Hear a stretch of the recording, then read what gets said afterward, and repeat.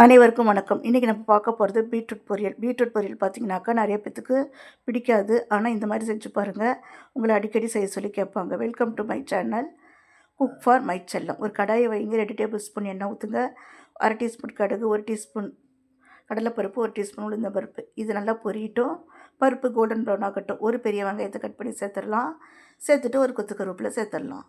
சேர்த்துட்டு நல்லா வதக்கி விடுங்க. வெங்காயம் நல்ல நிறம் மாறணும், பருப்பு நிறம் மாறணும். இப்போ கட் பண்ணி வச்ச 250 கிராம் பீட்ரூட்டை இதில் சேர்த்துடலாம். நல்லா எந்த அளவுக்கு பொடிசாக கட் பண்ண முடியுமோ அந்தளவுக்கு கட் பண்ணிக்கோங்க.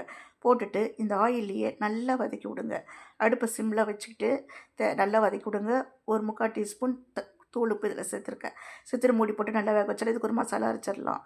3 டேபிள் ஸ்பூன் தேங்காய், 6 சின்ன வெங்காயம், 1 கொத்து கருவேப்பிலை, 1/2 டீஸ்பூன் மஞ்சள், 2 பச்சை மிளகாய், 1 டீஸ்பூன் சோம்பு போட்டுட்டு தண்ணி ஊற்றாமல் குறைப்பாக அரைச்சி எடுத்துகிட்டு வந்துடுங்க. பீட்ரூட்டில் பார்த்தீங்கன்னாக்கா நைட்ரேட் அதிகமாக இருக்குது. இது பிளட் ஃப்ளோவுக்கு ரொம்பவே ஹெல்ப் பண்ணுது. பிரெயினுக்கு பிளட் ஃப்ளோ பண்ணுறதுக்கும், மசில்ஸ் பிளட் ஃப்ளோ பண்ணுறதுக்கும் ரொம்பவே ஹெல்ப் பண்ணுது.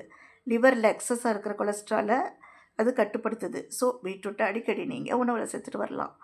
குழந்தைங்களுக்கும் அதிகமாக கொடுக்கலாம். இதில் பார்த்தீங்கன்னாக்கா நிறைய சத்துக்கள் இருக்குது. பொட்டாசியம் அதிகமாக இருக்குது, ஃபைபர்ஸ் இருக்குது.